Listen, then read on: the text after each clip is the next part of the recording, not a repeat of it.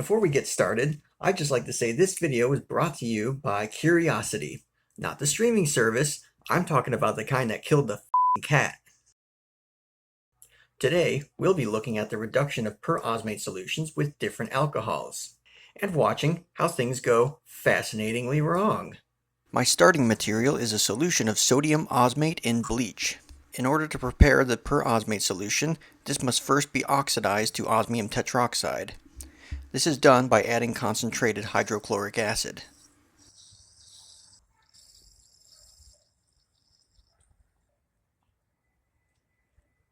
Finally, we're left with a solution of osmium tetroxide.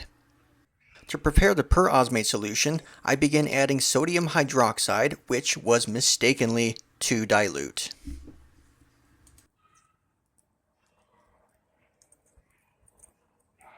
In hindsight, I really should have just added solid sodium hydroxide to this solution.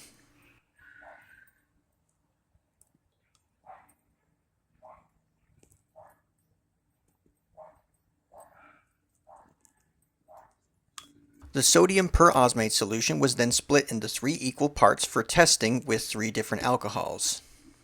The first alcohol I test with is methyl alcohol. Unfortunately, because things were so disastrous after this point, I never got around to testing benzyl alcohol. The reaction with methanol is the slowest. As the osmium is reduced from +8 to +6, you'll see the solution go from orange to red.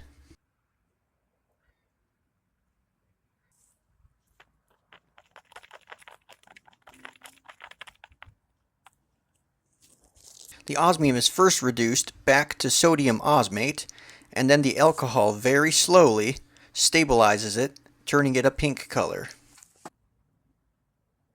Next up is the reaction of butanol with sodium perosmate. Because butanol is less dense than water, it doesn't mix very well, it just sits on top. So I had to stir it around, shake it around, convince the butanol to reduce the perosmate back to the osmate.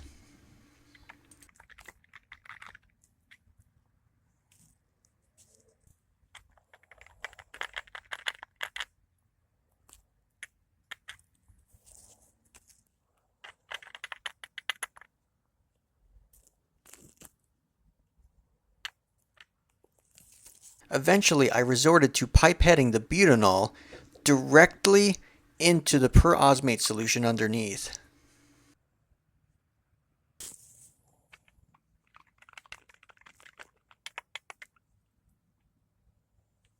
Eventually, it did begin to react, and over time it did stabilize the solution, producing the same pink-purple color.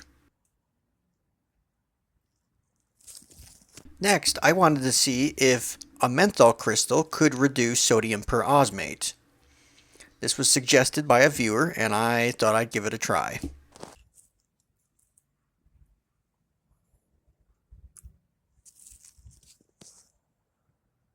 It did absolutely nothing.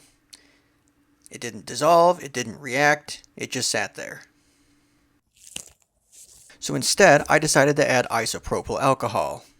This turned out to be really cool because it reacted much faster than the others.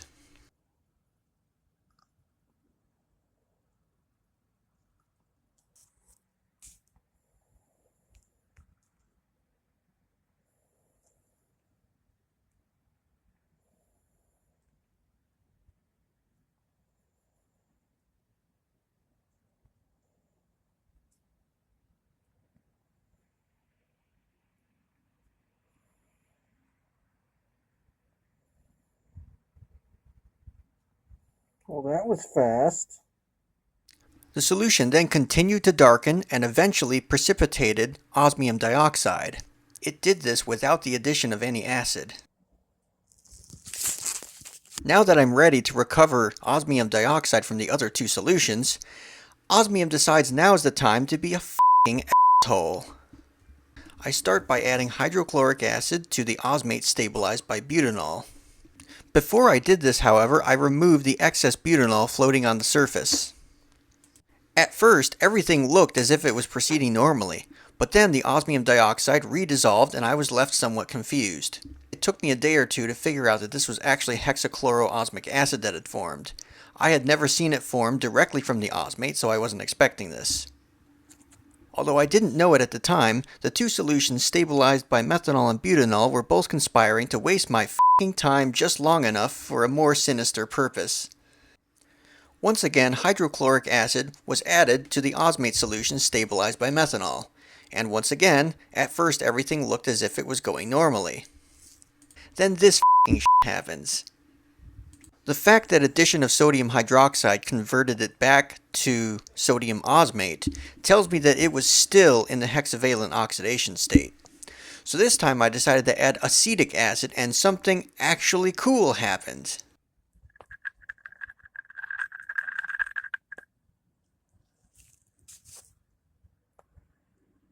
Temporarily, the solution turned blue, and then it turned a turbid sort of gray.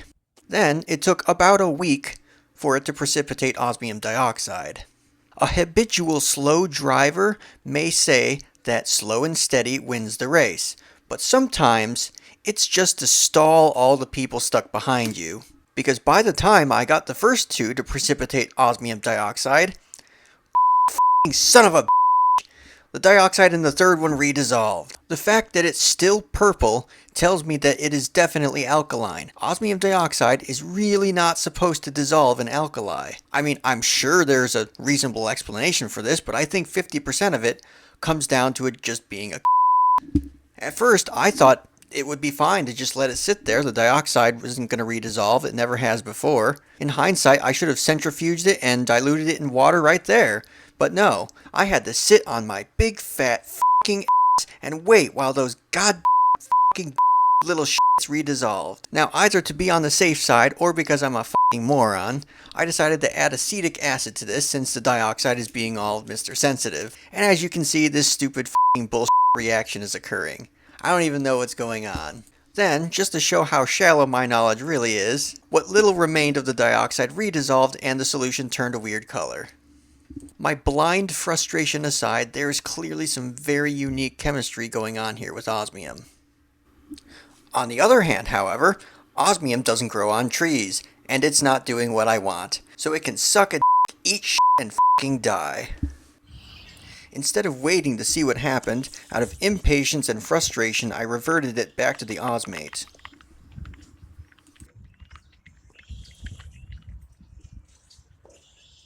The result of this was so aggravating it made me shit hornets. God f***ing shit. If you're somehow still watching this drivel, I thought now would be a good time to introduce a little context.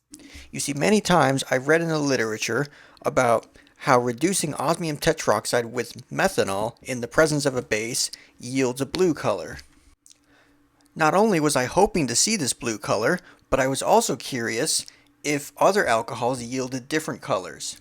Although, as I'm sure you saw earlier, this is not the case. And in fact, this blue color was actually obtained in anhydrous methanol.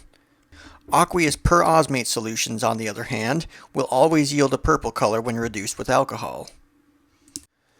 Something else I learned was that if you allow these osmate solutions to become too dilute, even if it's stabilized with alcohol, adding acid will not precipitate the dioxide.